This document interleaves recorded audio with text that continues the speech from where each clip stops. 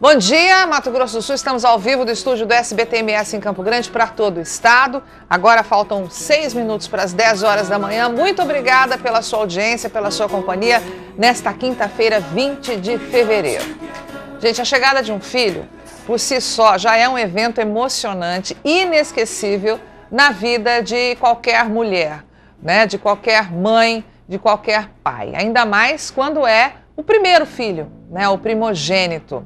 A gente é tomado por uma mistura, né, de sentimentos, é ansiedade, uma tremenda insegurança, uma preocupação com o futuro, enfim, gente, a gente perde o chão, né? Ao mesmo tempo está tão alegre, tão feliz e tão frágil, né, com aquela criaturinha que depende integralmente da gente. E claro, né, todo pai, toda mãe quer ter certeza de que nada vai atrapalhar o nascimento dessa criança, o crescimento dela. Imprevistos acontecem, né? Porque é um momento muito delicado, né? Por isso mesmo a gente procura se precaver em todos os sentidos, como por exemplo a escolha do médico pediatra que vai acompanhar o parto, né? É esse profissional que vai realizar as primeiras manobras com o bebê, vai verificar se está tudo bem com aquela criança, né? Tão frágil. E você sabe quais são os testes obrigatórios que devem ser realizados em recém-nascidos? Um que certamente você deve conhecer é o teste do pezinho, né?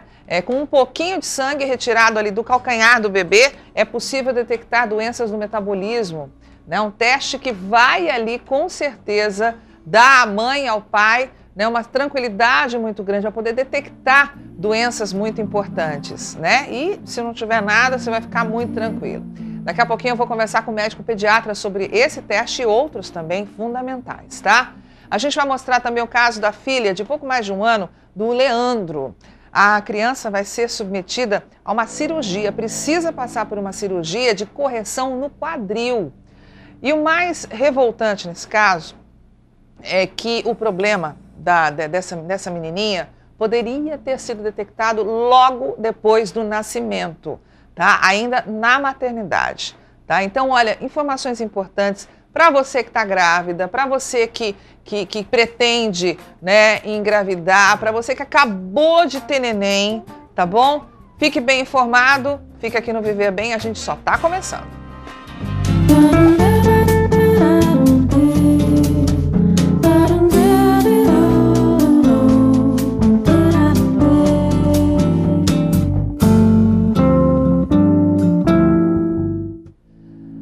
Os exames feitos logo após o nascimento do bebê ajudam a detectar precocemente doenças que não costumam apresentar sintomas imediatos, não, mas que comprometem a saúde nos primeiros meses de vida. A rotina, né, das maternidades, o recém-nascido passa por exame obrigatórios e outros que não são de praxe aí em todos os hospitais e maternidades, mas que podem sim ser solicitados por você que é pai e que é mãe. É por isso que a nossa produção preparou um vídeo explicativo que dá muitos detalhes, sabe? Informa bem sobre esses testes que são obrigatórios. Vamos ver.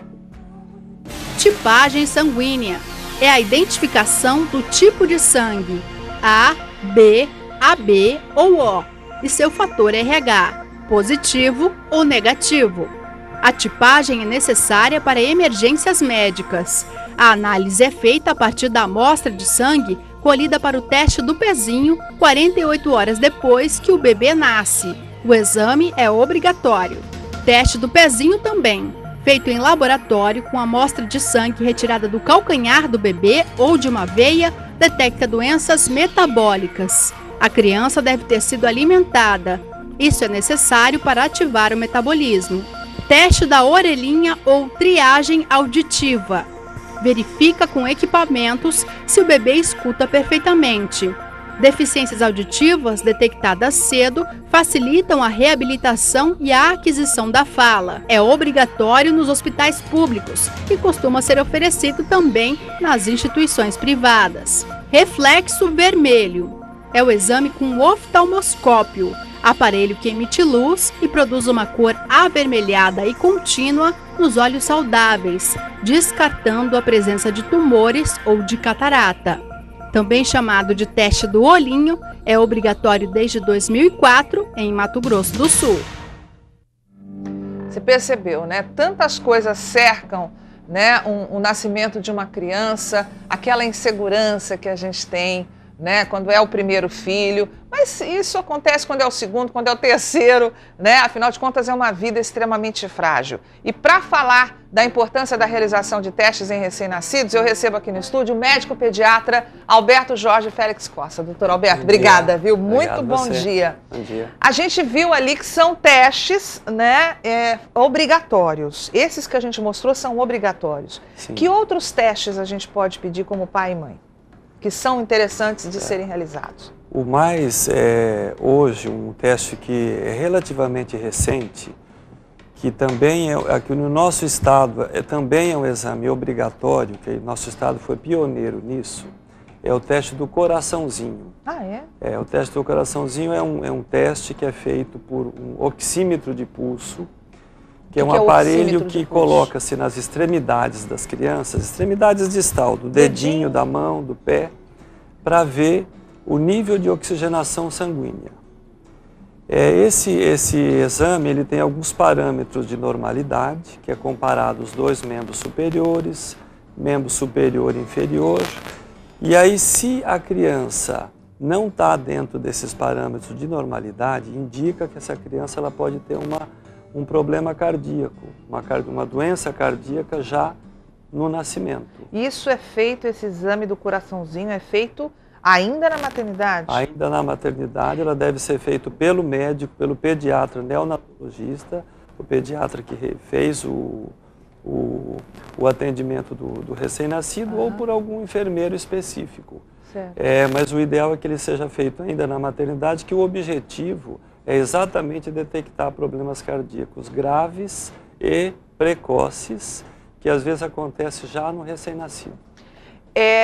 Esse teste é obrigatório? O teste do coraçãozinho é obrigatório de ser feito nessa Na verdade, maternidade? assim, existe uma lei estadual recente que ela normatizou isso como obrigatório em alguns hospitais públicos da cidade.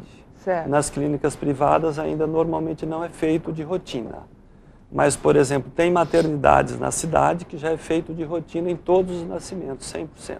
Então, nas clínicas particulares, Isso. não é feito obrigatoriamente. Obrigatoriamente. Ele mas pode aí, ser porque feito. aí o pai e a mãe podem pedir, mas ele tem que pagar. Pedir. Não necessariamente, porque é um exame que não é invasivo. Esse aparelho ele já é disponível no hospital. Então, o próprio médico, ele pode, demora alguns minutos, e ele pode efetuar ali logo após o nascimento. Quer dizer, o bebê não vai sofrer, não vai ter problema nenhum. É um exame que e não que é invasivo. doenças podem ser diagnosticadas e corrigidas? Pois são problemas cardíacos, normalmente mais significativos, que às vezes não se detecta ao nascimento. E nem ao longo do pré-natal. Nem ao longo do pré-natal. Uma coisa muito importante é que tem alguns problemas cardíacos no recém-nascido que eles são muito complexos. Ou seja, tem mais de uma alteração no coraçãozinho da criança.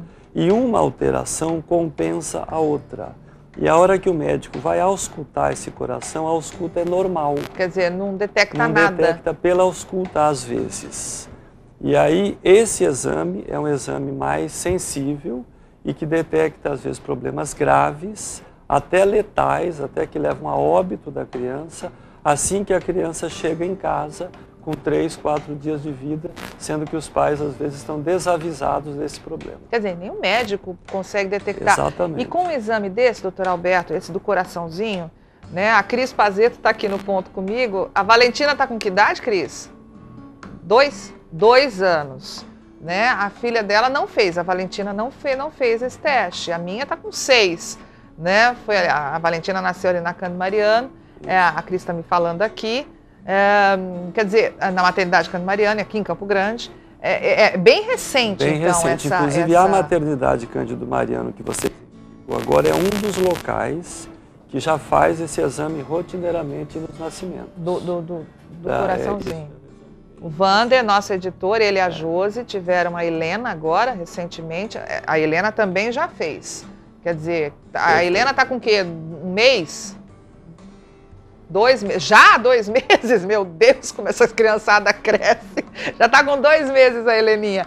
E aí já fez, então é bem recente. E os pais podem exigir, podem pedir. Podem pedir. Né? E pode ser feito depois uma cirurgia, como o senhor acabou de falar, se tiver algum problema. Alguma cirurgia corretiva. Uma correção. Que às vezes faz com que a criança sobreviva e tenha uma vida normal, ou praticamente normal. Às vezes a gente acha que a criança vai sofrer. Qual desses testes é o mais dolorido, vamos dizer assim, para a criança? Porque tem, principalmente pai, né?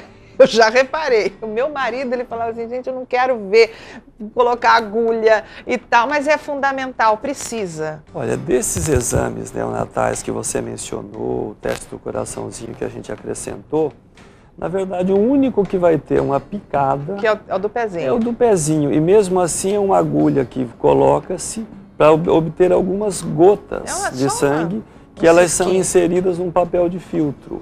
Então é uma coisa muito pequena. Nós estamos evoluídos na questão da medicina pediátrica aqui no Brasil, por exemplo, Mato Grosso do Sul. A gente dispõe nos hospitais públicos, enfim, nós estamos seguindo o protocolo, vamos dizer. Com certeza. Né? Os pais e mães estão bem amparados. Essa evolução, ela existe, nós estamos evoluídos e ela está crescente. A gente observa isso nos últimos anos. O que falta ainda para chegar a um ponto melhor? Eu acho que o que falta ainda é você normatizar esses exames todos, né? Principalmente o teste do olhinho e o teste do coraçãozinho em todos os hospitais, em todas as nossas maternidades. E aí, detectado, também a consequência disso, né? Com certeza. A partir do momento que, por exemplo, detecta-se um problema no teste da orelhinha, aí esse exame é repetido, daí 2, 3 dias ou um pouco mais. Se permaneceu-se essa alteração, aí já começa uma triagem imediatamente por profissionais habilitados, um médico otorrinolaringologista, fonoaudiólogos, para ir mais a fundo qual que é o problema que detectou aquela não audição do recém-nascido. Porque o desespero do pai e da mãe ok, detectou, perfeito, mas e daí? Para onde que eu corro agora? É exatamente esses exames todos que a gente está mencionando aqui, é uma triagem inicial. A partir do momento que detecta-se aquele problema, aí parte-se para uma investigação mais profunda, na maioria das vezes, para definir-se um tratamento precoce. Porque uma coisa muito importante é o seguinte, esses exames todos do recém-nascido é exatamente para preservar uma qualidade de vida posterior dessa criança.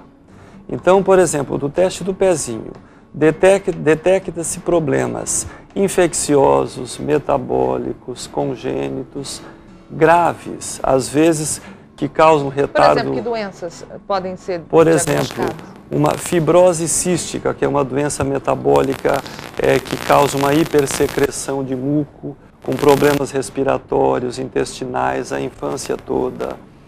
AIDS, hoje detecta, exatamente. Doenças de sangue, por exemplo, a doença falciforme, que é uma doença que pode acarretar vários problemas, além das doenças das duas pioneiras do teste do pezinho, que é o hipotiroidismo, que pode causar retardo mental, demência precoce na criança, e a fenilcetonúria, doença metabólica, que também podem causar problemas graves, inclusive mentais. E a partir do momento que você detecta isso precocemente, medidas são tomadas. Na maioria dessas situações, a criança pode ser tratada adequadamente e levar uma vida posterior normal. Aqui em Campo Grande, Mato Grosso do Sul, existe esse segundo passo? Quer dizer, o pai, a mãe recebeu um diagnóstico de que o filho tem algum problema detectado por alguns desses testes. Imediatamente essa criança é levada, ela consegue fazer esse tratamento? Consegue. Atualmente ela é assistida, ela evolui sequencialmente esse tratamento por profissionais de cada área específica que detectou-se aquele problema específico. Inclusive, quando o teste do pezinho, por exemplo, ele dá alterado em alguma doença, o resultado ele chega muito rapidamente aos pais ou ao médico. Então, as próprias entidades elas priorizam a entrega do exame quando existe uma alteração. Então, hoje existe uma condução posterior muito adequada aqui no nosso estado. Ah, que bom, bom saber disso, né? Gente, já a gente continua o bate-papo com o Dr. Alberto, tá bom? Porque daqui a pouco também, além do bate-papo, a gente vai repercutir, vai conhecer um pouco mais a história da pequena Bianca, tá? Ela tá com um pouquinho mais de um ano, essa menininha fofa, tá? Ela vai ter que ser submetida a uma cirurgia para corrigir uma luxação. Tá vendo a Bianca? Ela se arrasta, ela anda assim. Ela não consegue andar direito, tá? Então ela vai ter que passar por essa cirurgia. Olha que garota linda, gente. E poderia ter sido diagnosticado no parto, logo depois do parto, tá? Os detalhes a gente conta já já.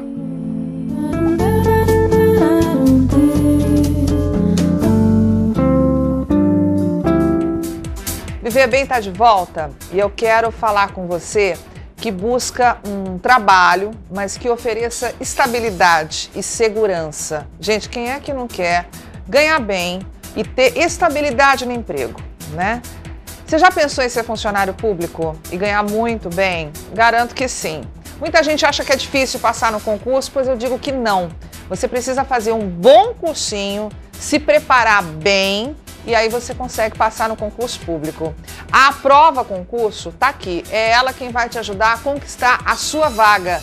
Estude com o melhor cursinho para concursos públicos aí na sua casa. É o seguinte, você assiste as aulas em vídeo e tem apostilas e exercícios que vão reforçar o seu conhecimento. Tudo pela internet, olha que maravilha! Sem você sair de casa, sem ter que pegar ônibus, sem ter que gastar com mais nada, tá? 2014, você já sabe, é o ano dos concursos públicos e tem milhares de vagas abertas esperando por você. Você vai poder trabalhar em diversos órgãos do governo, ganhando um salário muito acima da média, tendo estabilidade, tá? Se você ainda não sabe onde quer trabalhar, não tem problema não. O pessoal do Aprova Concurso te ajuda a escolher o melhor cursinho para você se tornar um funcionário público, ter estabilidade no emprego e trabalhar bem legal, tá bom? Então anote esse telefone, é um 0800, você já não gasta nem para ligar. 0800 723 2726, 0800 723 2726 e mude de vida. Tenha um emprego garantido até a sua aposentadoria, tá bom? 0800 723 2726, Aprova Concursos. Comece a estudar agora aí na sua casa, tá bom? Bem legal essa dica, hein? Vamos voltar para o assunto de hoje? Leandro e Márcia aguardaram ansiosamente a chegada da primeira filha, a Bianca, linda Bianca. O casal de primeira viagem, os pais de primeira viagem, tomaram todos os cuidados possíveis, né, para que o parto fosse tranquilo, oferecesse segurança para a mãe e também para a criança. Só não contavam com o imprevisto, que tem tirado o sono deles. Quem conta melhor essa história para a gente é a Cris Pazeto. Vamos ver. Com 1 ano e 5 meses de idade, Bianca é uma menina esperta e sorridente.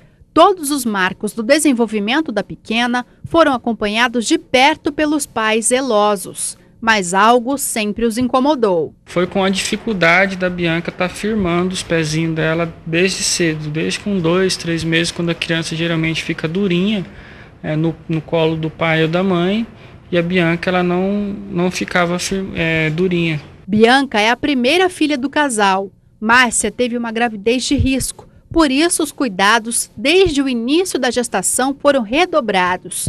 Próximo à data prevista para o parto, o casal fez questão de conhecer o pediatra, indicado pela obstetra para acompanhar as primeiras horas de vida de Bianca. Nessa consulta, o profissional foi informado das condições de saúde da mãe e do bebê, gerado na posição pélvica. A ginecologista, ela informou uma semana antes que a criança estava sentada. Ele sabia sim. E ele chegou a comentar com você que isso poderia causar algum problema? Não foi comentado nada a respeito disso. O mesmo pediatra acompanhou Bianca em seus primeiros 10 meses de vida. Sobre a dificuldade motora da menina observada pelos pais, o profissional dizia que era normal e que algumas crianças demoravam mais a se firmar. Receosos, Leandro e Márcia resolveram buscar uma segunda opinião. Na primeira consulta ele já marcou vários exames, saímos do consultório, fomos diretamente fazer exame com ela. Quando 3 dias depois a gente teve o resultado dos exames e o laudo que apresentou a luxação. Quando é detectada no recém-nascido ou até 1 mês de idade, a correção é simples. Se não for tratada adequadamente, a luxação congênita pode levar à dor e à osteoartrose precoce na idade adulta. Em torno de 10% das crianças têm essa luxação, ou seja, é um problema comum que poderia ser evitado no nascimento. Porque se ele tivesse identificado essa situação no nascimento, basta ele fazer uma manobra nas pernas dela, que ele poderia corrigir sem dor, sem nada, e ela não precisaria sofrer essa cirurgia agora, né, com 1 ano e 5 meses. É muito triste, né, porque nós fizemos a nossa parte, o pré-natal, a consulta com o neonatologista antes do parto, e depois de saber que faltou informação para nós, que o médico não diagnosticou esse problema, que poderia ser evitada a cirurgia. Então a gente ficou bem surpreso e chateados com essa situação. A perninha direita da Bianca é hoje, em média, 2,5 centímetros maior que a esquerda. Está aqui o raio-x que detectou a luxação e a gente pode ver bem, ó, o fêmur fora da bacia em relação ao outro, ao lado direito, ele está bem fora. A cirurgia será feita num hospital de referência em São José do Rio Preto, interior de São Paulo, a 650 quilômetros de Campo Grande. O plano de saúde de Bianca não cobrirá todos os gastos. Márcia e Leandro terão que desembolsar mais de R$15 mil com procedimentos, hospedagem e deslocamento. Mas para ver Bianca andar e ter uma vida normal, vale qualquer sacrifício. Você pretende fazer alguma coisa em relação a esse profissional? Com certeza. Depois de tudo resolvido, que a minha filha estiver encaminhada, fazendo já fisioterapia, eu vou juntar todos os documentos e vou processá-lo. Porque ele tem que sentir um pouco no bolso e também diante da sociedade o erro que ele cometeu. E que pelo menos não se repita com outros pais, né, e outras crianças. Gente, uma manobra simples poderia ter evitado todo esse drama, né, da Bianca e dos pais dela. O pós-operatório dessa cirurgia, Dr. Alberto Jorge Félix Costa está aqui com a gente, médico pediatra. O pós-operatório é bem complicado, né, para criança. Uma menina de 1 ano e 5 meses. Na verdade, quanto maior a faixa etária da criança, mais assim longa é a fase de cuidado no pós-operatório mesmo, né? Eu sei que é um colega pediatra, o senhor é pediatra também, mas eu peço como mãe, né, que o senhor fale para a gente o seguinte, poderia ter sido evitado isso, né? Na verdade, quando as crianças nascem, o pediatra, ele faz uma manobra com o quadril, no quadril das crianças de rotina. Tá? Todo pediatra faz isso, na sala de parto. Na verdade, para identificar se com os dedos da mão do médico. Quer dizer, o médico já é treinado a isso, né? Se ele vai observar algum clique anormal em alguma dessas articulações do quadril. Uhum. Se a partir do momento que ele observa um clique, ele repete esse exame, se isso torna a repetir. Ele ouve mesmo, ele sente. Ele sente no tato. Um cliquezinho. Aí toma-se condutas para observar se aquilo é uma instabilidade articular transitória e benigna e normal, ou se realmente tem uma luxação congênita do quadril. Que é o que aconteceu. Que características que marcam isso? É importante, são 10% das crianças, né? Pode acontecer isso. É primeiro filho, né? Menina, né? Então, portanto, sexo feminino, e ela estava na posição sentada, né? Na barriga da mãe, ela estava sentada. Então, e ela tinha as 3 características, ou seja, já indicava que essa criança poderia sim já nascer com essa luxação. Não necessariamente pelo fato dela estar sentada, né? Na verdade, o fato dela estar sentada poderia favorecer um pouco, mas não significativamente. Mas é um alerta, né? Quer dizer, opa, vamos prestar mais atenção aqui, né? Essa cirurgia corrige plenamente o caso da menina? Olha, normalmente sim. Normalmente sim. Ela é feita sob condições bem eletivas, com planejamento, por um profissional adequado, sim. Uma coisa que eu prestei atenção, que eu percebi, né, e como mãe, você que é mãe, você vai entender o que eu estou falando. A gente tem um sexto sentido. É engraçado, tem filho, a gente desenvolve um sexto sentido imediatamente.